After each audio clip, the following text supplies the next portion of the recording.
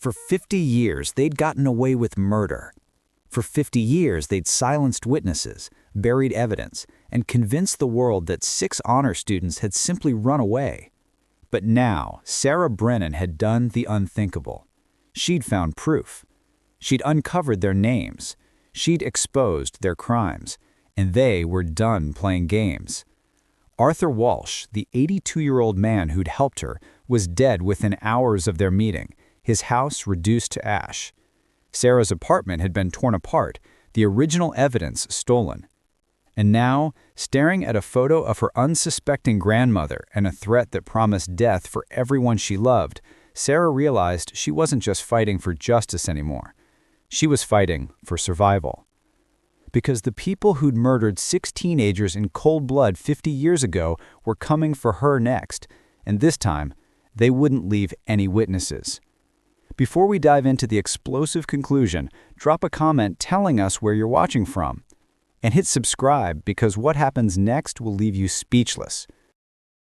Sarah's phone buzzed with a text from another unknown number.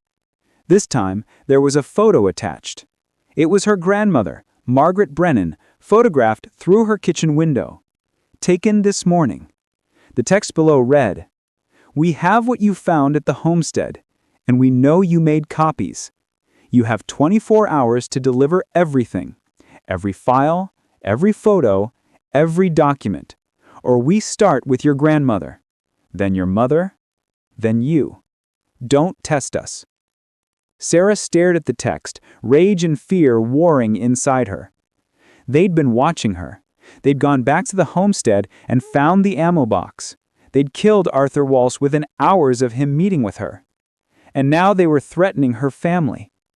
Sarah called the one person she thought might be able to help, Special Agent Rebecca Torres with the FBI's field office in Philadelphia. Sarah had met her at a forensic psychology conference last year. Torres specialized in cold cases and institutional corruption. The phone rang 4 times before Torres answered. "This is Torres." "Agent Torres, this is Sarah Brennan. We met last year at the conference in Philadelphia. I need your help. It's urgent." Sarah spent 30 minutes laying out everything she'd discovered. The 1953 disappearances, the evidence, the trafficking operation, the threats. Torres was quiet when Sarah finished. "This is bigger than you realize," Torres said. "We've been investigating Garrison Biomed Solutions for 3 years. We know about the foster care pipeline. We know about the research facilities. But Marcus Garrison is extremely well connected. We haven't been able to get enough evidence to move forward." "I have the evidence," Sarah said. "Documents from 1953, signed confessions, photographs, shipping manifests. Everything you'd need to prove the operation has been running for decades." "Where are you right now?" "Pittsburgh, motel off Route 22. "Stay there. I'm coming to you. Don't open the door for anyone but me. And Sarah, don't trust local law enforcement. We have reason to believe Garrison has people on his payroll in multiple police departments, including Crestwood, especially Crestwood." Sarah hung up and waited. Agent Torres said she'd be there in 2 hours. But at 10:30 a.m., Sarah looked out her motel window and saw 3 Crestwood police cruisers pulling into the parking lot. Her Uncle Thomas was leading them. They'd found her. Sarah's heart pounded as she watched the police cruisers spread out across the motel parking lot. 3 cars, 6 officers, all blocking the exits. Uncle Thomas stepped out of the lead vehicle, speaking into his radio. He hadn't seen which room she was in yet, but it was only a matter of time. The motel only had 20 rooms, and they'd go door to door if they had to.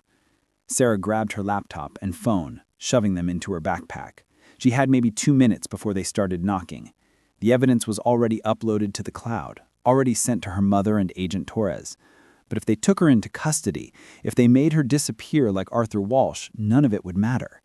She couldn't go out the front door, but motels like this always had emergency exits.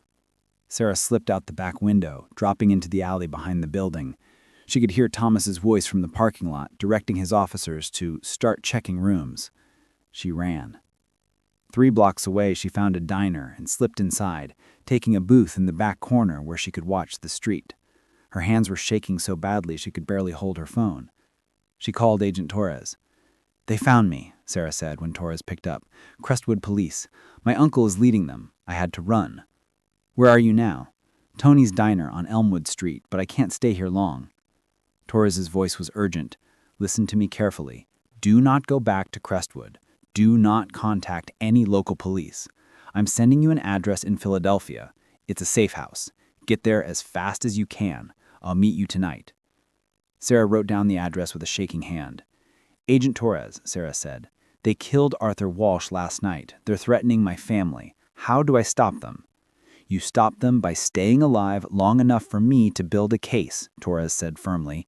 "The evidence you have is explosive, but if something happens to you before we can verify it and bring it before a grand jury, Garrison walks. So your job right now is to survive. Understand?" "I understand." "Good. Now get moving." Sarah paid for a coffee she hadn't touched and walked out into the street. She needed to get to Philadelphia. 2 hours by car if she drove straight through, but her car was back at the motel, probably surrounded by police by now. She walked 4 more blocks to a bus station. There was a bus leaving for Philadelphia in 20 minutes. Sarah bought a ticket with cash and sat in the back of the station, hood pulled up, watching everyone who came through the doors. 15 minutes until the bus left. Then 10. Then 5. Sarah was about to board when she saw him. A Crestwood police cruiser pulling into the bus station parking lot. Not her uncle this time, Deputy Carter, the same deputy who'd been first on the scene when they found the costumes in the woods. The same deputy who'd called Arthur Walsh's death a tragic accident. Sarah ducked behind a support column as Carter walked into the station. He was talking to the ticket clerk, showing him something. Probably Sarah's photo. The bus driver called for final boarding. Sarah waited until Carter's back was turned, then ran for the bus, climbing aboard just as the doors started to close. She slid into a seat near the back, slumping down low. Through the window, she watched Carter emerge from the station, looking around the parking lot in frustration. He pulled out his radio. The bus pulled away. Sarah let out a breath she didn't know she'd been holding. 2 hours later, the bus arrived in Philadelphia. Sarah took a cab to the address Torres had given her. It was a modest apartment building in a quiet neighborhood. Nothing fancy, nothing that would draw attention. Torres was waiting in the lobby. She was a woman in her mid-40s, with sharp eyes and an all-business attitude. She looked Sarah up and down. "You look like you've been through hell," Torres said. "I feel like it." Torres led her upstairs to apartment 3B. Inside, the space was sparse but functional. A desk with multiple laptops, file boxes stacked in the corner, maps and photographs pinned to one wall. "This is our task force workspace," Torres explained. "We've been investigating Garrison Biomed for 3 years, like I said, but we've never had a witness willing to testify, and we've never had historical evidence linking the current operation to the 1953 trafficking ring." Sarah pulled out her laptop. "I have everything. Patricia Moore's recorded confession, Victor Holland's signed statement, shipping manifests, Jimmy Castellano's photographs, and Arthur Walsh's documentation showing the operation never stopped." Torres sat down heavily. "If this is real, if we can verify it, this is the biggest institutional conspiracy case in decades." "It's real," Sarah said. 6 teenagers died proving it was real." Torres opened her own laptop. "Walk me through everything, from the beginning." Sarah spent the next 3 hours laying out the entire timeline: the discovery of the costumes, the newspaper articles, the interview with Judith Moore, Patricia's tape, the evidence Tommy buried, Arthur Walsh's documentation showing the operation never stopped, Marcus Garrison's connection to his father's operation. Torres took notes, asked sharp questions, cross-referenced everything with her own investigation files. Finally, she sat back. "This is good. This is really good. But we have a problem." "What kind of problem?" Torres pulled up a file on her computer. "Marcus Garrison isn't just wealthy and connected. He's paranoid. He keeps files on everyone: judges, prosecutors, FBI agents, anyone who might pose a threat to him. We believe he has blackmail material on at least 24 high-ranking officials." "So what do we do?" Sarah asked. "We build an airtight case," Torres said. "We verify every piece of evidence. We find additional witnesses, and when we move against him, we move fast and hard. Simultaneous raids on all his facilities, multiple arrest warrants. We don't give him time to call in favors or destroy evidence. How long will that take? Torres looked at her seriously. 3 weeks, maybe 4. We need to be thorough. Sarah felt her stomach drop. My family doesn't have 3 weeks. Garrison is threatening them right now. We can put your grandmother and mother in protective custody, Torres offered. They won't go, Sarah said. My grandmother has lived in that house for 60 years. She won't leave. And Garrison knows that. Torres was quiet for a moment. Then we need to force his hand. Make him come after you instead of your family. Sarah looked at her. What are you suggesting? I'm suggesting you go back to Crestwood tomorrow, very publicly. Hold a press conference. Announce that you have evidence about the 1953 disappearances. Say you're releasing it to the media in 48 hours. That's insane, Sarah said. He'll kill me. He'll try, Torres agreed. But we'll be watching. We'll have agents in place.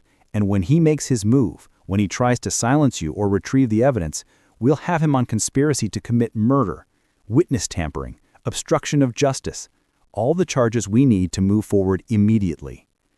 Sarah stared at her. You want to use me as bait?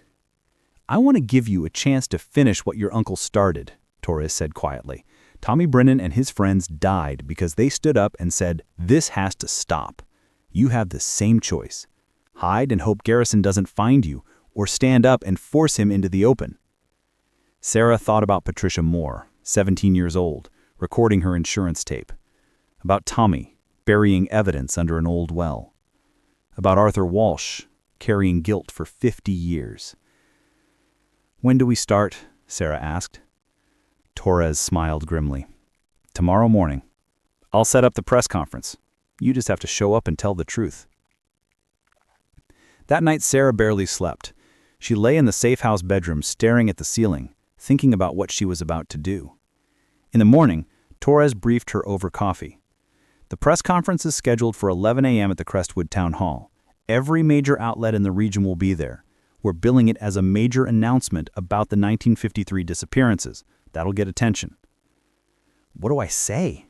You tell the story. Show the evidence. Name Marcus Garrison as the current head of an operation that's been trafficking children for medical experimentation since 1948. Then you announce that you're turning over all evidence to federal authorities in 48 hours. And then? Then we wait for Garrison to make his move. My team will be positioned throughout Crestwood. Plainclothes, surveillance. The moment Garrison or his people try anything, we grab them. Sarah nodded, trying to ignore the fear building in her chest. But what if something goes wrong? What if he doesn't take the bait? He'll take it, Torres said confidently. Men like Marcus Garrison can't resist. His entire empire is built on staying hidden. The moment you shine a light on him publicly, he has to act. His ego won't let him do anything else. They drove to Crestwood in separate cars. Torres stayed a mile behind, coordinated with her team on encrypted channels. When Sarah pulled into town, everything looked normal. Small-town America on a Wednesday morning. People going to work, kids walking to school. Nobody knew that in 2 hours, their understanding of Crestwood's history was about to shatter. Sarah parked near the town hall and sat in her car gathering her courage. Her phone rang. Uncle Thomas. She almost didn't answer, then decided she had to. Sarah, Thomas said when she picked up, please, don't do this. Don't do what? Tell the truth? You don't understand what you're dealing with. Garrison has been protected at the highest levels for decades. If you go public with this, if you name him, you're signing your own death warrant. Maybe, but I'm also giving my grandmother back her brother's honor. I'm giving those 6 kids the justice they died fighting for, and I'm stopping Garrison from destroying any more lives. Thomas was quiet. Then he said very softly, Tommy would be proud of you. Sarah's throat tightened. Then help me. Come forward. Testify about what you know. I can't, Sarah said. He has files on me. Things I did 20 years ago. Mistakes I made. If I go against him, I lose everything. You're already losing everything, Sarah said. You're protecting a monster. Thomas hung up. Sarah sat in her car, hands gripping the steering wheel. Then she got out and walked into the town hall. The conference room was packed. Reporters from Pittsburgh, Philadelphia, even a few national outlets. Cameras everywhere. Sarah saw her mother and grandmother sitting in the front row, both looking terrified. Agent Torres stood in the back, dressed in civilian clothes, watching everything. Sarah walked to the podium. The room fell silent. "My name is Sarah Brennan," she began. "On October 31st, 1953, 6 honor students from Crestwood High School were murdered. For 50 years, their families were told they ran away, that they abandoned their homes and their futures for some teenage fantasy. Today, I'm here to tell you the truth." She pulled out the photographs, Patricia's tape player, the documents. These 6 students discovered that their high school was being used as a distribution center for a child trafficking operation. Between 1948 and 1953, at least 43 children were bought, sold, and delivered to medical research facilities where they were used for experimental testing. Most of them died. None of them were ever reported missing because the people running the operation chose victims that society had already forgotten. The room exploded with noise. Reporters shouting questions, cameras flashing. Sarah kept talking. The operation was run by Principal Edward Garrison and Coach Victor Holland. When 6 students tried to expose them, they were executed and buried. The school was demolished to hide the evidence, and the families were told their children were cowards who ran away. She held up Arthur Walsh's documents. But the operation didn't end in 1953. It continued. It's still continuing, under the leadership of Dr. Marcus Garrison, son of Edward Garrison, through his company Garrison Biomed Solutions. More chaos. Sarah had to raise her voice to be heard. "I have documentation, signed confessions, photographs, shipping manifests, everything you need to prove that this trafficking operation has been running for more than 60 years. And in 48 hours, I'm turning all of it over to federal authorities." She looked directly into the main camera. "Dr. Garrison, if you're watching this, your time is up. What you've done, what your father did, it's all coming to light. And no amount of money or power or blackmail material is going to save you." Sarah stepped back from the podium as the room erupted. Reporters swarmed her with questions. Camera crews pushed forward. But Sarah's eyes were on the back of the room, where Agent Torres gave her a small nod. The trap was set. Now they just had to wait for Marcus Garrison to walk into it. Sarah spent the rest of the day at her grandmother's house, surrounded by FBI agents pretending to be neighbors and delivery people. Torres had set up a command center in the house next door, monitoring every call, every car that passed, every person who came near the property. Margaret Brennan sat in her kitchen, holding a photograph of her brother Tommy. She'd been crying on and off since the press conference. "He didn't leave us," she kept saying. "He didn't leave us." "No," Sarah said, sitting beside her. "He stayed and fought. He was a hero." "All these years," Margaret whispered, "all these years I thought he was a coward. I was ashamed of him. And he died trying to save children." Sarah held her grandmother's hand. Around 7 p.m., Sarah's phone rang. Unknown number. She answered on speaker, with Torres listening on another line. "Miss Brennan," a smooth voice said. "My name is Marcus Garrison. I believe you've been talking about me." Sarah's blood ran cold. "Dr. Garrison, I watched your little performance this afternoon. Very dramatic, very brave, also very foolish." "I'm done being intimidated," Sarah said. Garrison laughed. "You misunderstand. I'm not trying to intimidate you. I'm trying to save your life." "How generous." "I'm a reasonable man," Garrison said, "and I recognize that you've put me in a difficult position. So I'd like to propose a deal." "I'm listening." "You have evidence that you claim proves certain historical allegations. I'm prepared to offer you and your family a substantial settlement, $5 million. In exchange, you agree to accept a revised historical narrative." "Which is?" "That your uncle and his friends weren't victims of trafficking. They were victims of a Cold War operation gone wrong. Soviet agents operating in Crestwood identified them as threats. They were eliminated as part of a classified counterintelligence program. Your uncle died a hero protecting national security. The government buried the truth to prevent panic during the Red Scare. That's insane, Sarah said.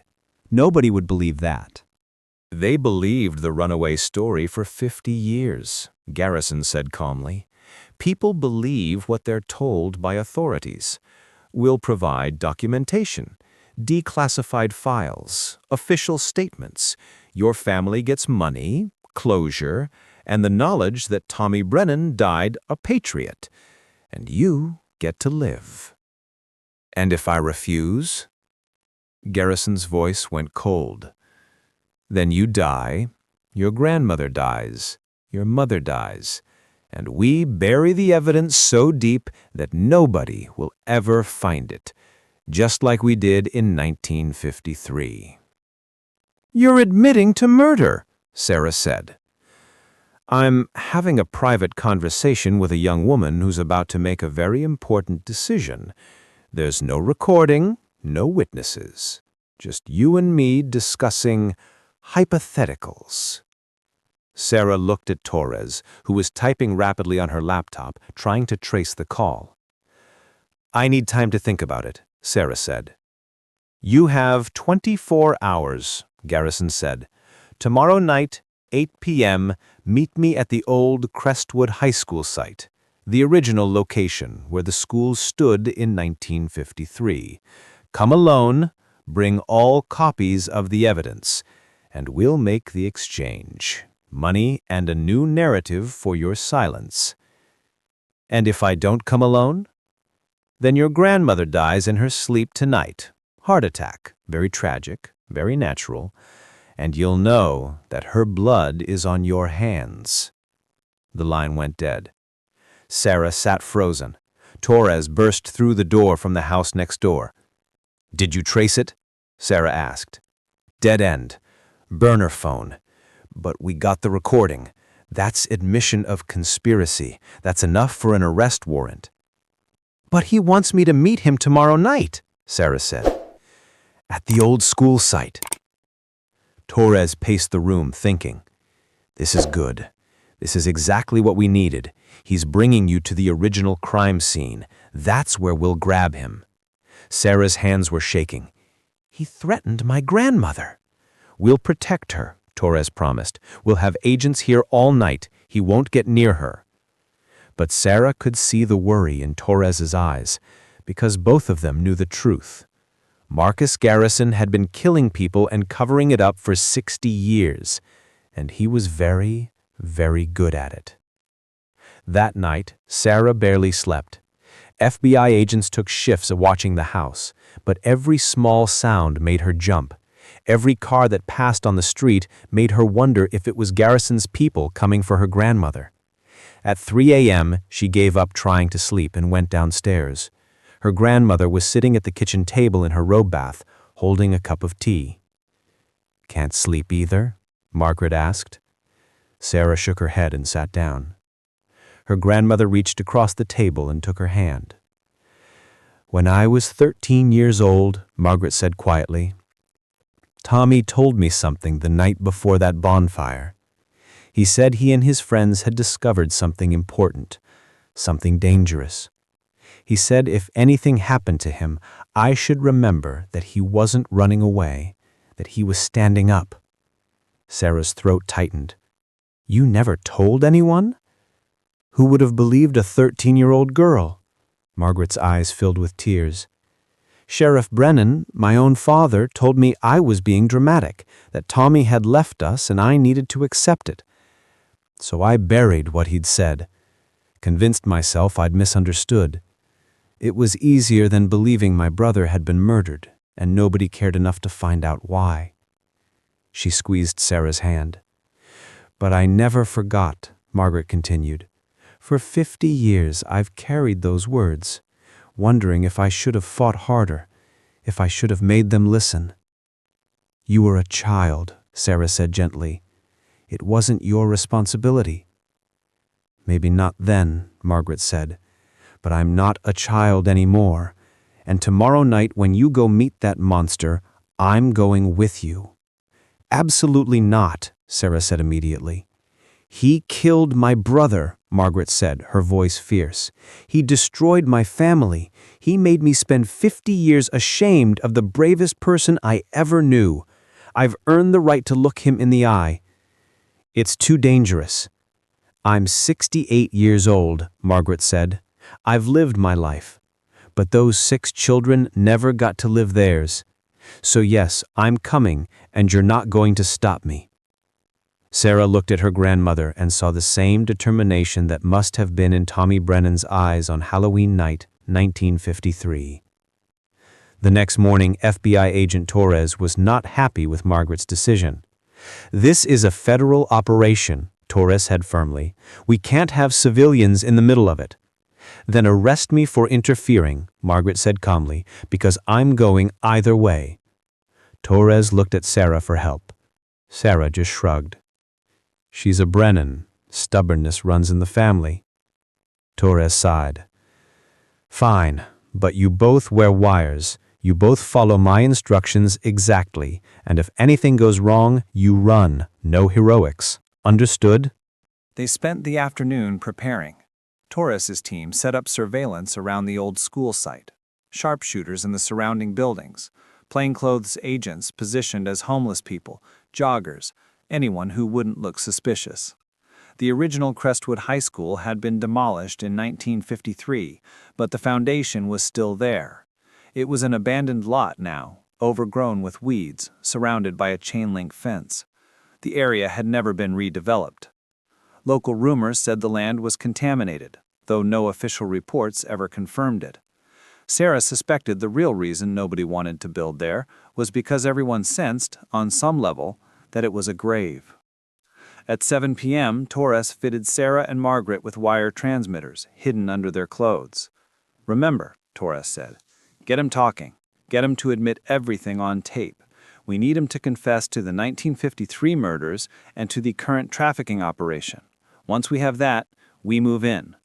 "What if he searches us for wires?" Sarah asked. "He might. That's why we have backup recording devices in the area. Either way, we'll capture everything he says." Torres handed Sarah a small panic button. "If anything goes wrong, press this. We'll be there in 30 seconds. At 7:30, Sarah and Margaret drove to the old school site. The sun was setting, casting long shadows across the abandoned lot. Sarah parked on the street and they walked through a gap in the fence. The foundation was still visible, concrete slabs marked with the outlines of where walls had once stood. In the center of the lot, a man stood waiting. Dr. Marcus Garrison. He was tall and distinguished, with silver hair and an expensive suit that looked out of place in the abandoned ruins. He watched them approach with calm, cold eyes. "Miss Brennan," he said, "and you must be Margaret, Tommy Brennan's sister. I've heard so much about you." Margaret's jaw tightened. "You killed my brother." Garrison smiled slightly. "I was 22 years old in 1953, a medical student helping my father with his research. I didn't kill anyone, but I was here that night. I watched your brother die." Sarah felt Margaret tense beside her. "Why?" Margaret asked, her voice breaking. "Why did you kill them?" Garrison walked slowly around the foundation, like he was giving a lecture. "They were interfering with important work," he said. "My father's research was groundbreaking, testing experimental treatments on children who wouldn't be missed. Orphans, runaways, children from broken homes. They were going to die anyway, most of them. We gave their deaths meaning." "They were children," Sarah said, "not lab rats." Garrison turned to face her. "Do you have any idea how much medical progress came from that research? Vaccines, cancer treatments, psychological therapies. The children we used saved thousands of lives." "By being tortured and killed," Margaret said. "By serving a greater purpose," Garrison corrected. "But your brother and his friends didn't see it that way. They thought they were heroes. They thought they could expose us and shut down the operation." Sarah's hand moved toward the panic button in her pocket, but Torres had said to get the full confession first. "So you killed them," Sarah said. Garrison nodded. "My father and Coach Holland brought them down into the tunnels beneath the school, one by one. Told them they were going to collect evidence for the police. Each one thought they were going to be the one who saved the day." He smiled at the memory. "Tommy was last. He figured it out when the others didn't come back up. He tried to run. Holland shot him in the back, right over there." Garrison pointed to a section of the foundation. "We buried them in the tunnels. Then we demolished the school and filled in all the access points. The perfect crime." "Until we found their costumes," Sarah said. Garrison's smile faded slightly. "That was Holland's idea. Insurance, he called it. If anyone ever found the bodies, we'd need a reason they were wearing different clothes.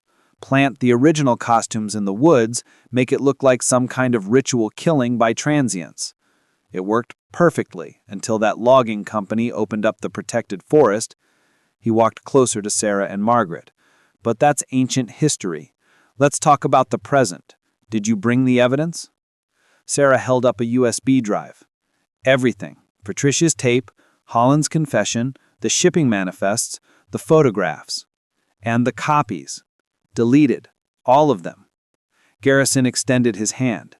"Then we have a deal. $5 million wired to your account, a revised narrative that makes your uncle a hero, and everyone goes home happy."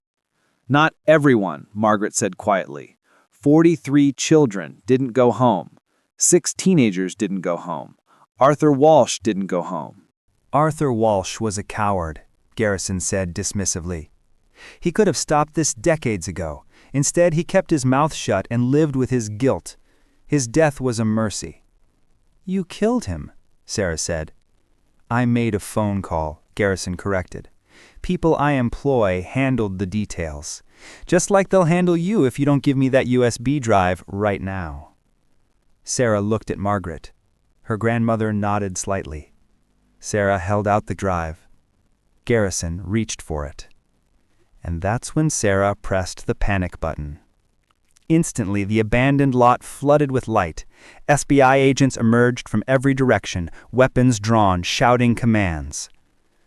"Marcus Garrison, you're under arrest for conspiracy to commit murder, human trafficking, obstruction of justice, and witness tampering." Garrison's face went white. He looked at Sarah, understanding dawning. "You recorded everything," he said. "Every word," Sarah confirmed. "Your confession, your admission of murder, your description of the trafficking operation, all of it." Garrison lunged for Sarah, but 2 agents tackled him to the ground before he could reach her. They cuffed him and pulled him to his feet. "You have no idea what you've done," Garrison hissed at Sarah. "I have files. I have evidence on everyone. Judges, senators, FBI directors. They'll bury this. They'll bury you." Agent Torres stepped forward. "We've been raiding your offices and facilities for the last 2 hours, Dr. Garrison. We have your files. We have your records. We have everything. And we've already arrested 12 of your associates, including several people in law enforcement who are on your payroll." She looked at Sarah and Margaret. "It's over." Garrison was still screaming threats as they dragged him toward a waiting vehicle. Sarah watched him go, feeling exhausted and relieved and heartbroken all at once. Margaret stood beside her, tears streaming down her face. "It's really over?" she whispered. "It's really over," Sarah confirmed. Her grandmother collapsed against her, sobbing. For Tommy, for those 50 years lost, for the truth that had finally come to light. The next morning, Sarah stood in front of a much larger press conference. This time it wasn't just regional outlets. It was national news, international. The story was everywhere. 6 teenagers murdered in 1953 to hide child trafficking operation. Conspiracy spans 7 decades. Prominent businessman arrested after confession. Agent Torres stood at the podium flanked by the FBI director and the Attorney General. Yesterday evening, we arrested Dr. Marcus Garrison and 17 associates in connection with a child trafficking and exploitation operation that has been running since 1948. Thanks to evidence preserved by 6 brave teenagers and brought to light by Sarah Brennan, we've been able to shut down this network and identify 73 victims who were trafficked through Garrison's facilities over the past 2 decades. The room exploded with questions. Torres held up her hand. This investigation is ongoing. We believe there are additional victims and additional perpetrators to be identified. But I want to be clear. This arrest was only possible because 6 honor students in 1953 stood up to evil, even knowing it would cost them their lives. Tommy Brennan, Susan Hartley, James Castellano, Patricia Moore, Robert Nash, and Eleanor Vance died as heroes. Today, we honor their sacrifice by bringing their killers to justice. Torres stepped back and gestured to Sarah. Miss Brennan would like to say a few words. Sarah approached the podium, her grandmother beside her. The cameras flashed like lightning. My uncle Tommy Brennan was 17 years old when he died. For 50 years, his family was told he was a coward who abandoned them. Today, the world knows the truth. He was a hero who gave his life trying to save children. She held up a photograph of all 6 students, the one from the yearbook, taken at the Halloween bonfire. These 6 young people had everything to live for. They had scholarships and futures and families who loved them. But when they saw children being hurt, when they saw evil happening in their own school, they chose to fight, even though they knew the cost. Sarah's voice grew stronger. Their sacrifice wasn't in vain. Because of the evidence they preserved, 73 children have been rescued, dozens of perpetrators have been arrested, and a criminal network that operated for 70 years has been destroyed. She looked directly into the cameras. To the families of Susan Hartley, James Castellano, Patricia Moore, Robert Nash, and Eleanor Vance, your children were heroes. They died with honor. They died fighting for justice. And today, that justice has finally been served. The press conference lasted another hour. Reporters asked questions about the investigation, the arrests, the ongoing search for additional victims. But Sarah's mind was elsewhere. She was thinking about Patricia Moore, recording her insurance tape at midnight, knowing she might not survive the next day. She was thinking about Tommy Brennan burying evidence under an old well, making sure the truth would outlive him. She was thinking about 6 teenagers who'd had the courage to stand up when everyone else looked away. 3 days later, Sarah stood in Crestwood Memorial Park at a dedication ceremony. The entire town had turned out. Hundreds of people, many of them crying, all of them there to witness history being corrected. In the center of the park, where the old bonfire site used to be, a new monument had been erected. Black granite, polished to a mirror shine, with 6 names carved in gold letters. Thomas Brennan, Susan Hartley, James Castellano, Patricia Moore, Robert Nash, Eleanor Vance. Below their names, an inscription. They stood for truth when the world demanded silence. October 31st, 1953. Margaret Brennan stood at the monument, one hand pressed against her brother's name. Judith Moore stood beside her, finally able to mourn her daughter properly. The other families were there too. 3 generations gathered to honor 6 lives that had been stolen and then forgotten. The mayor of Crestwood spoke, his voice shaking with emotion. For 50 years, this town carried a lie. We told ourselves that 6 of our brightest students ran away, that they abandoned their families and their futures. We told ourselves this because it was easier than facing the truth, that evil had existed in our community and we'd failed to see it. He paused, looking out at the crowd. But those 6 students didn't fail. They saw evil and they fought it. They gave their lives to protect children they'd never met. And today, We honor their sacrifice by promising to never look away again." After the ceremony, Agent Torres found Sarah standing alone near the monument. "I have something for you," Torres said. She handed Sarah an official-looking document. "It's an offer. The FBI is forming a new task force to investigate cold cases involving institutional abuse and conspiracy. Cases like this one, where powerful people buried the truth for decades. We want you to lead it." Sarah looked at the document, surprised.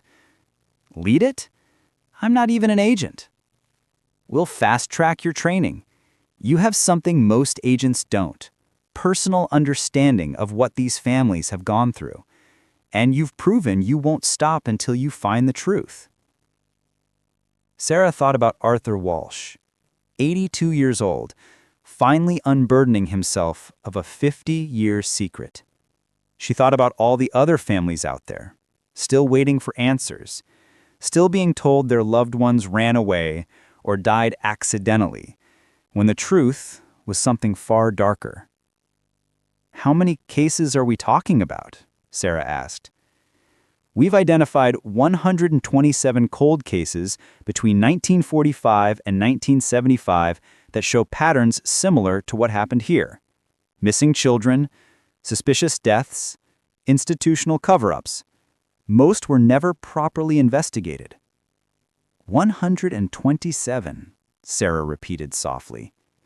127 families still living with lies, Torres confirmed. You could give them what you gave your grandmother: the truth, justice, closure. Sarah looked at the monument, at her uncle's name carved in gold. "When do I start?" she asked. Torres smiled. "Monday." 6 months later, Sarah sat in a small FBI office in Washington, D.C., surrounded by case files. The Bonfire Protocol Task Force, as it had been officially named, had grown to 12 agents and 4 civilian researchers. They'd already reopened 17 cases, found evidence of cover-ups in 9 of them, made arrests in 4. But there were so many more, so many families still waiting. Sarah's phone buzzed, a text from her grandmother. "I'm proud of you. Tommy would be proud of you too." Sarah smiled and looked at the photograph on her desk. The 6 students at the bonfire, arms around each other, laughing, young and alive and brave. She picked up the next case file. A children's home fire in 1961, 22 dead. Official cause: electrical malfunction. But the file had notes from a fire inspector who'd been overruled when he said the burn patterns suggested arson. Notes that had been buried for 40 years. Sarah opened her laptop and started typing. The work continued. The truth would continue. And 6 teenagers who died trying to save children would know, wherever they were, that their sacrifice meant something. That they'd won. 1 year after Marcus Garrison's arrest, Sarah stood in a federal courtroom in Philadelphia. The trial had lasted 8 weeks, 12 jurors, hundreds of pieces of evidence, dozens of witnesses. And today, the verdict. The jury filed back into the courtroom. Sarah sat in the gallery between her grandmother and Judith Moore. Behind them sat families of the other 5 victims. Susan Hartley's younger brother, now 70 years old. James Castellano's niece. Robert Nash's cousins. Eleanor Vance's sister. All of them had waited a lifetime for this moment. Marcus Garrison sat at the defense table in an expensive suit, his face emotionless. Even now, even facing life in prison, he carried himself like a man who believed he was untouchable. The judge looked at the jury foreman. "Have you reached a verdict?" "We have, Your Honor." The foreman stood holding a piece of paper. "On the count of conspiracy to commit murder, we find the defendant guilty." Margaret Brennan's hand tightened around Sarah's. "On the count of human trafficking, we find the defendant guilty." Judith Moore began to cry quietly. On the count of obstruction of justice, we find the defendant guilty. The foreman continued through 17 more charges. Guilty on every single one. When he finished, the courtroom was completely silent. Then Garrison stood. He turned and looked directly at Sarah. His eyes were cold and hateful. "This isn't over," he said quietly. "You think you've won, but there are others, people more powerful than me, people you'll never touch." The judge banged his gavel. "Mr. Garrison, sit down!" Garrison ignored him. "You've opened a door you can't close," he said to Sarah, "and what comes through it will destroy you." Bailiffs moved forward and forced Garrison back into his seat. The judge set a sentencing date for 3 weeks later, and the trial ended. Outside the courthouse, media crews surrounded Sarah and the families. But Sarah let Agent Torres handle the press conference. She stood to the side with her grandmother, both of them exhausted and relieved. "It's really over," Margaret said. "He's going to prison for the rest of his life." Sarah nodded. But Garrison's words echoed in her mind. "There are others, people more powerful than me." She'd spent the past year working with the task force, investigating the cases Torres had mentioned. And what they'd found was disturbing. Garrison's network was bigger than anyone had imagined. Connections to government officials, university research programs, private hospitals, even military installations. They'd arrested 23 people so far, but Sarah knew there were more. Garrison had mentioned files, evidence he'd kept as insurance, evidence that could bring down dozens of powerful people. And 3 days before the verdict, those files had disappeared. Someone had broken into the FBI evidence storage facility and stolen them. An inside job. Someone with access and authority. Which meant Garrison was right. There were others, and they were still out there. 2 weeks after the verdict, Sarah received a package at her office. No return address, just a plain brown box with her name on it. She opened it carefully, half expecting a threat or a bomb. Inside was a single file folder, old, yellowed paper, dated 1953. Sarah opened it, and her blood ran cold. It was a report from the Department of Defense, classified, stamped with signatures from high-ranking military officials. The report detailed a program called Operation Nightingale, a secret research initiative that partnered with private medical facilities to test experimental treatments on human subjects. The program had been running since 1946, using children acquired through various means: orphanages, reform schools, juvenile detention centers. The same sources Garrison had used. Sarah flipped through the pages, her hands shaking.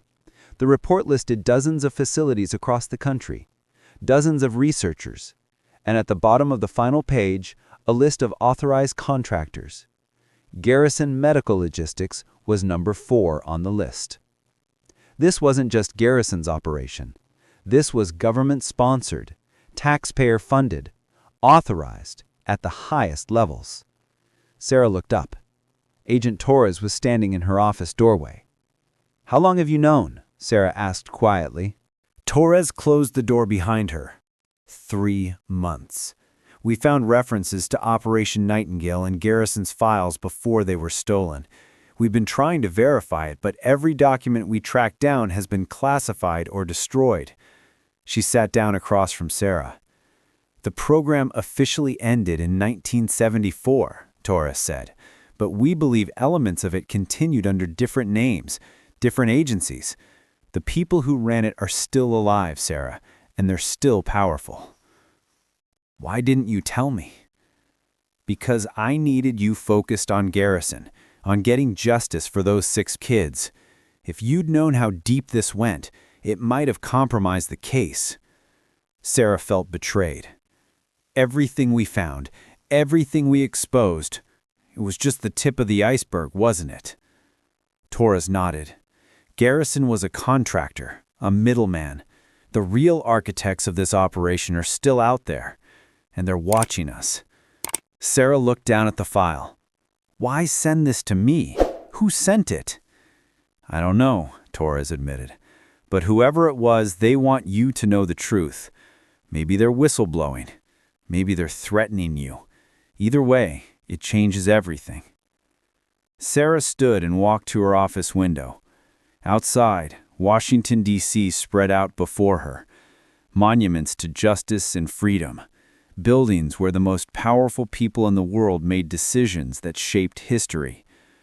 And somewhere in those buildings, people who'd authorized the torture and murder of children were still working, still making policy, still pretending to be public servants. What do we do? Sarah asked. Torres was quiet for a long moment. We keep investigating. We follow every lead. We expose everyone we can, no matter how powerful they are. And we accept that this fight might take the rest of our lives. Sarah turned back to her. I'm not afraid of that. Good, Torres said, because we're going to need you. 3 months later, Sarah sat in a Senate hearing room. The Committee on Government Oversight had called her to testify about Operation Nightingale and the Garrison Trafficking Network. The room was packed. Senators, staffers, media. Sarah recognized several of the faces from the research she had been doing. People with connections to the program, people who'd covered it up. Senator William Harding, the committee chairman, called the hearing to order. Miss Brennan, he said, thank you for coming today. You've been investigating historical cases of institutional abuse and government-sponsored research programs that violated ethical standards. Is that correct? Yes, Senator. And you believe that Operation Nightingale, a classified program that officially ended in 1974, was responsible for the trafficking and exploitation of hundreds of children. At least 463, based on the documents we've recovered, Sarah said. But we believe the real number is much higher. She pulled out a chart showing the network of facilities, contractors, and government agencies involved. Operation Nightingale began in 1946 as a legitimate medical research program. But by 1948, it had evolved into something darker. Researchers needed test subjects for experimental treatments that were too dangerous or unethical to test on willing participants. So they started using children who wouldn't be missed. Senator Harding leaned forward. And you're alleging that the United States government authorized this? I'm not alleging. I'm stating a fact. We have documents with signatures from Defense Department officials, budget allocations from Congress, oversight reports from military intelligence. This wasn't a rogue operation. It was official policy. The room erupted. Senators argued with each other. Reporters shouted questions. Security had to restore order. Senator Patricia Walsh, a younger senator from Pennsylvania, spoke up. Miss Brennan, if what you're saying is true, this would be one of the most significant human rights violations in American history. Do you understand the implications? I do, Senator. And I understand that powerful people will want to keep this buried. But I also understand that 463 children deserve justice, and the families who spent decades wondering what happened to their loved ones deserve the truth. Senator Walsh nodded. I agree. Which is why I'm proposing the creation of a special independent commission to investigate Operation Nightingale and related programs. Full subpoena power, full access to classified documents, no interference from the executive branch. The hearing continued for 6 more hours.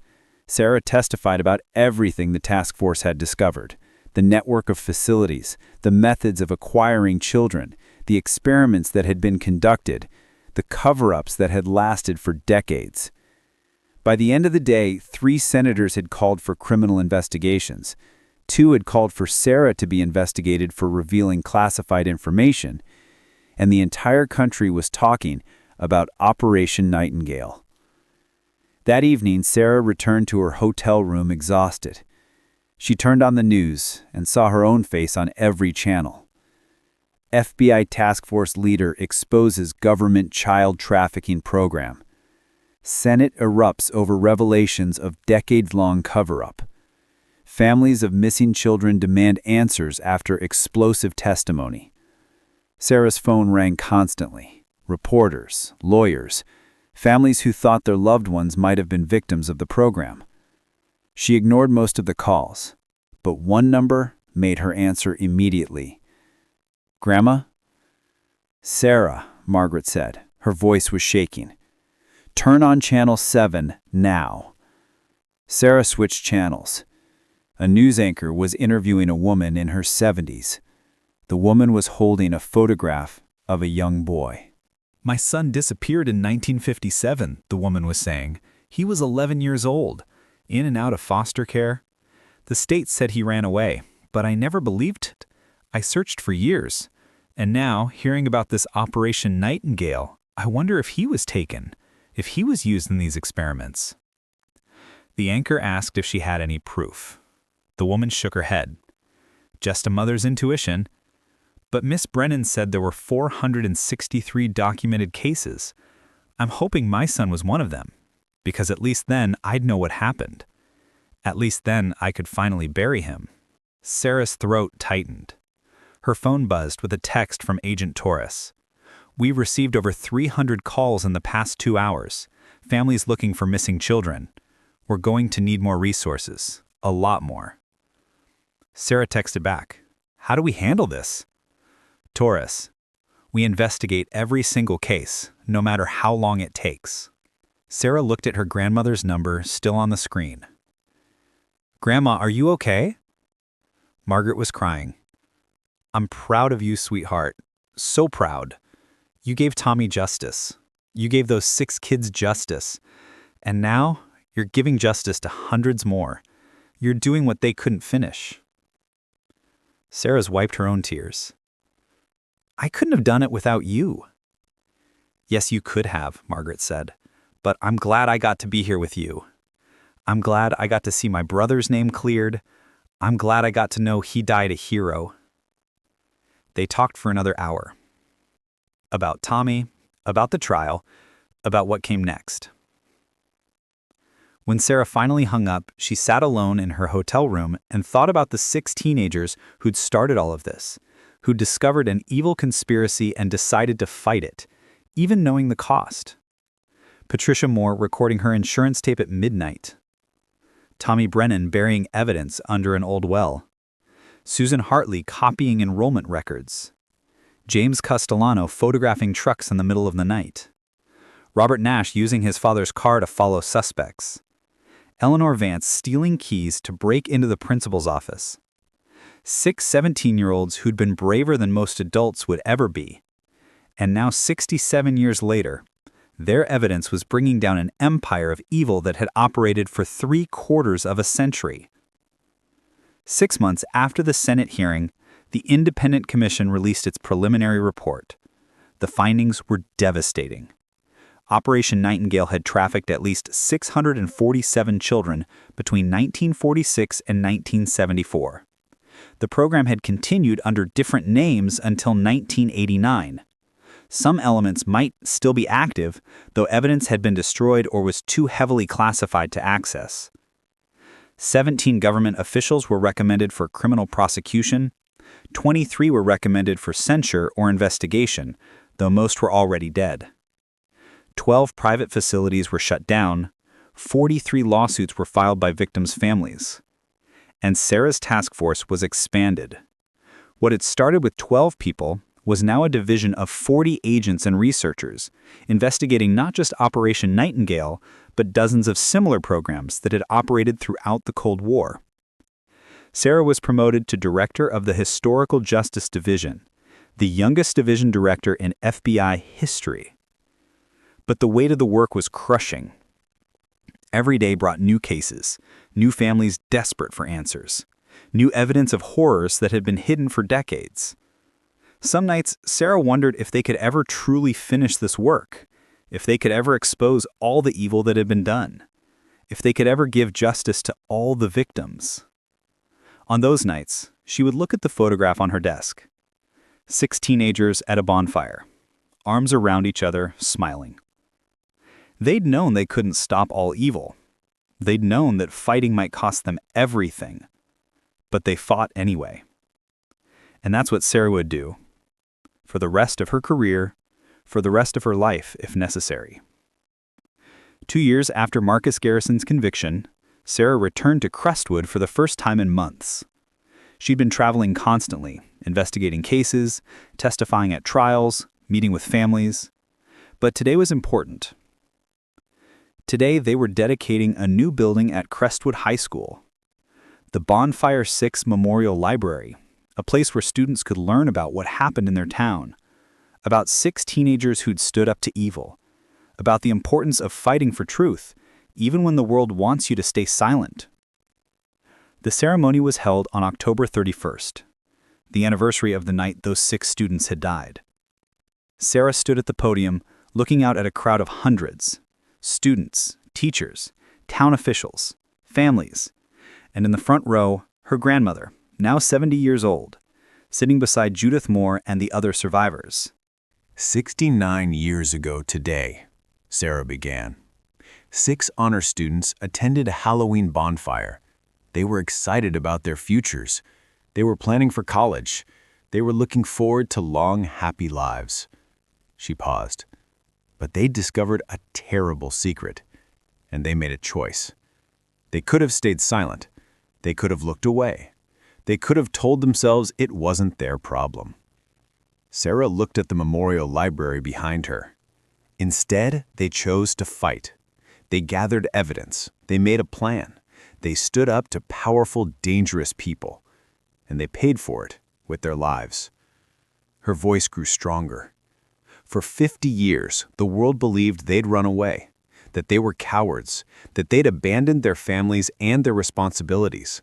But the truth is, they were the bravest people in this town. They saw children being hurt, and they refused to accept it. They chose justice over safety. They chose courage over fear. Sarah held up the photograph from the yearbook, now enlarged and framed. These 6 faces should remind us of something important. Evil doesn't just exist in history books and faraway places. It exists in our communities, in our institutions, in places we think we can trust. And when we see it, we have a choice. We can look away, or we can fight. She looked directly at the students in the audience. Tommy Brennan was 17 when he died, the same age as many of you. Patricia Moore had just been accepted to MIT. Susan Hartley was valedictorian. These weren't adults with power and resources. They were teenagers, kids. But they understood something that many adults never learn, that silence in the face of evil makes you complicit in that evil. Sarah stepped back from the podium. This library is dedicated to their memory, to their courage, to their sacrifice, and to the idea that no one is too young to stand up for what is right. No one is too powerless to make a difference, and no evil is too big to be challenged. The crowd stood and applauded. The 6 families came forward, and together they unveiled a plaque on the library wall. In honor of the Bonfire 6, who taught us that courage isn't the absence of fear. It's fighting for justice even when you're terrified. It's standing up when the world wants you to sit down. It's speaking the truth even when power demands silence.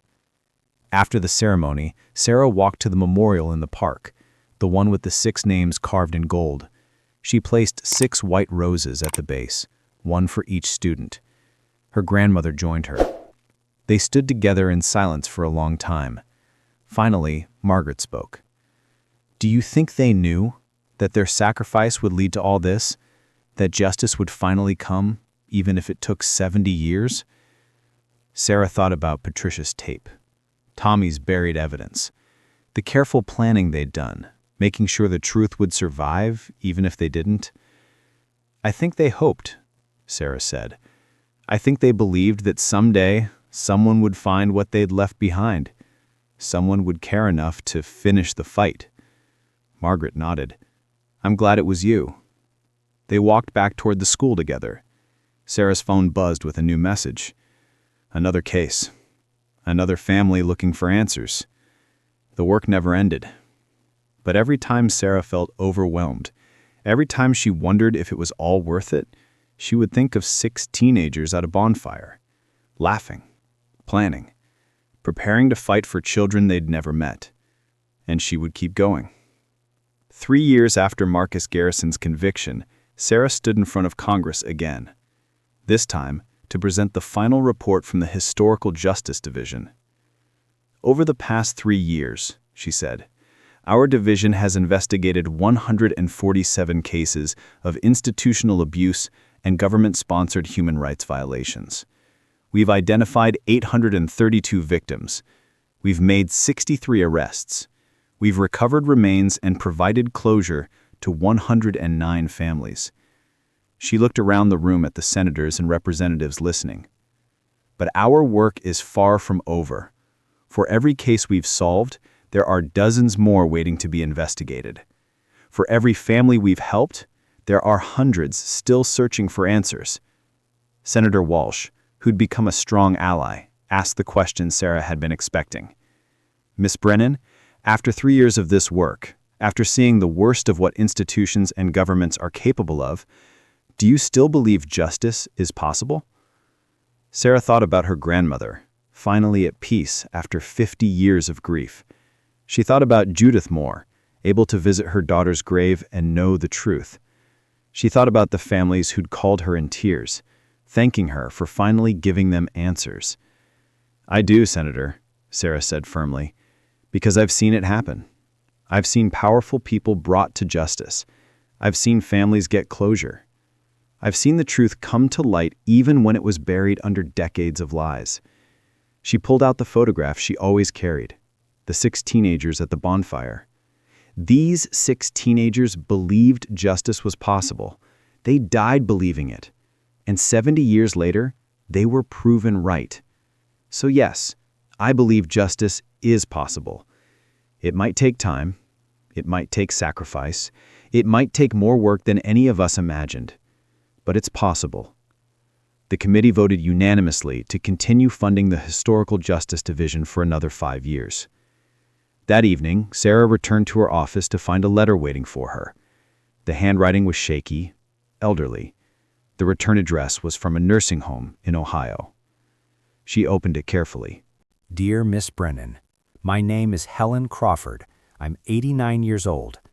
I'm writing to you because I saw you on television talking about Operation Nightingale and the children who disappeared. I think I can help you. In 1952, I was a nurse at Westlake Psychiatric Institute. I saw things there that have haunted me for 70 years.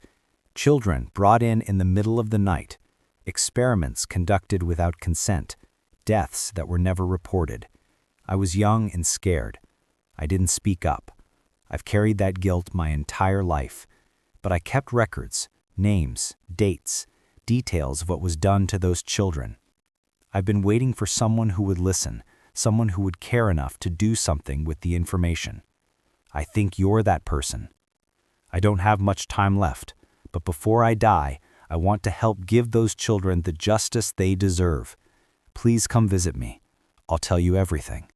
Sincerely, Helen Crawford. Sarah read the letter 3 times. Then she booked a flight to Ohio for the next morning. The work continued. It always would, because that's what Tommy Brennan and his friends had taught her, that fighting for justice isn't something you do once and then stop. It's something you do every day, for as long as you're alive, for as long as there are wrongs to right and truth to uncover, and families waiting for answers. 5 years after the Bonfire 6 Memorial Library opened, Sarah stood in Crestwood one more time. But this time it wasn't for a ceremony or a dedication. It was for her grandmother's funeral.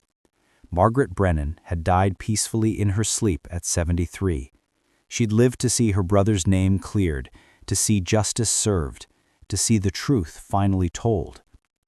At the funeral, Sarah delivered the eulogy. My grandmother spent 50 years carrying a lie, she said. 50 years believing her brother had abandoned her. 50 years ashamed of something that wasn't even true. But in her final years, she got to know the truth. She got to know that Tommy Brennan was a hero, that he died fighting for children who needed someone to stand up for them. Sarah looked out at the crowd. The church was packed. People from all over the country had come, families of the Bonfire 6, victims of Operation Nightingale, people whose lives had been changed by the truth Sarah and her team had uncovered. Before she died, Sarah continued, my grandmother told me something. She said that truth always comes to light eventually. It might take years, it might take generations, but it always comes. And when it does, it's the responsibility of the living to honor it, to share it, to make sure the people who died for it aren't forgotten. After the funeral, Sarah returned to her grandmother's house one last time. She was going through her grandmother's belongings when she found a shoebox in the attic, the same box her grandmother had never let her open as a child. Inside was Tommy Brennan's varsity jacket, the real one, the one he'd been wearing when he died. The FBI had returned it after the trial. Sarah held the jacket carefully. There was still a bullet hole in the back, still blood stains that had never quite washed out. But pinned to the inside pocket was something new, a note in her grandmother's handwriting. For Sarah. Thank you for giving my brother back to me. Thank you for finishing what he started. I love you. Keep fighting. Sarah folded the jacket carefully and took it with her. It would go in her office, a reminder of why the work mattered, of what courage looked like, of 6 teenagers who changed the world by refusing to stay silent. 10 years after Marcus Garrison's conviction, Sarah stood in front of a classroom at Crestwood High School. She'd been invited to speak to the senior class about the Bonfire 6 and the work of the Historical Justice Division. The students sat quietly as Sarah told them the story, about 6 teenagers just like them, about a conspiracy that lasted 70 years, about the courage it took to stand up to power. When she finished, a student raised her hand. Miss Brennan, do you ever get tired? Do you ever want to just stop and let someone else take over? Sarah thought about the question, about the 347 cases her division had investigated over the past decade, about the nights she couldn't sleep because she was thinking about children who'd been hurt and families who were still waiting for answers. Yes, Sarah said honestly, I get tired. This work is hard. It's heartbreaking. There are days when I want to quit. She pulled out the photograph, the one she always carried. But then I think about these 6 people, who were your age, who had their whole lives ahead of them, who gave up everything because they couldn't stand by and watch children being hurt. Sarah looked out at the crowd. If they could do that at 17, then I can keep going at 37. And when I get too tired, when I can't do it anymore, someone else will take over. That's how it works. That's how justice happens. Not all at once, not through one person or one moment, but through generations of people who refuse to give up, who refuse to let evil win, who keep fighting even when it's hard. Another student raised his hand. How do we know when to fight? How do we know what's worth risking everything for? Sarah smiled. You'll know, she said, because you'll see something that makes you angry. Something that makes you think this is wrong and someone has to stop it. And in that moment, you'll have a choice. You can tell yourself it's not your problem, or you can decide to be like Tommy Brennan and his friends, to stand up, to fight, to refuse to be silent. The class ended. Students filed out slowly, many of them stopping to look at the memorial plaque in the hallway. Sarah packed up her materials and walked out to the parking lot. Her phone rang. Agent Torres. We got a hit on a 1967 case, Torres said. Missing children from a Detroit reform school. Records were destroyed in a fire, but we found a backup in an old warehouse. Looks like another Nightingale facility. Sarah got in her car. I'll be back in D.C. tonight. Let's review it tomorrow morning. As she drove out of Crestwood, Sarah passed the memorial park. The monument with 6 names carved in gold, shining in the afternoon sun. She thought about something her grandmother had said once, near the end, that Tommy hadn't really died on Halloween night in 1953, that he lived on every time someone chose courage over fear, every time someone stood up for what was right, every time justice prevailed over power. And Sarah realized it was true. The Bonfire Six weren't just history. They were a living example, a challenge to every generation, a reminder that ordinary people could do extraordinary things when they refused to be silent. Sarah drove back toward Washington, toward her office, toward the next case and the next family and the next battle in a war that might never truly end. But that was okay, because some fights were worth continuing forever. Some truths were worth fighting for, no matter how long it took. And some sacrifices meant so much that honoring them became a life's work. Sarah Brennan had found her life's work on the day they discovered 6 perfectly preserved costumes in the woods, and she would continue it until the day she died. Because that's what Tommy Brennan and his friends would have wanted. That's what justice demanded. And that's what 463 children and 6 brave teenagers and one 82-year-old man with 50 years of guilt and one grandmother who'd finally learned the truth deserved. The fight continued. It always would. Between 1945 and 1989, thousands of children were subjected to unethical experimentation through government-sponsored programs in the United States, Canada, and other Western nations. Most cases remain uninvestigated. The FBI's Historical Justice Division has reopened 347 cold cases involving institutional abuse and conspiracy. 127 cases remain active investigations. This story is dedicated to the children who were forgotten, the families still searching for answers, and the brave individuals who refuse to let the truth stay buried.